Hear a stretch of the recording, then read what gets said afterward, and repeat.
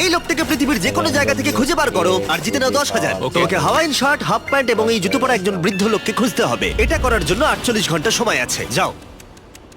আমি যাবো হ্যাঁ।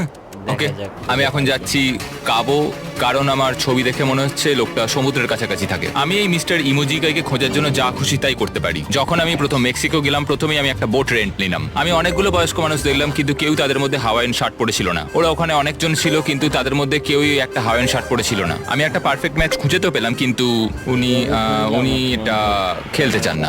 নতুন প্ল্যান, আমি 10টা হাওয়াইন শার্ট কিনলাম আর তাদেরকে দিলাম, দেখি তারা এটা পড়তে চায় কিনা।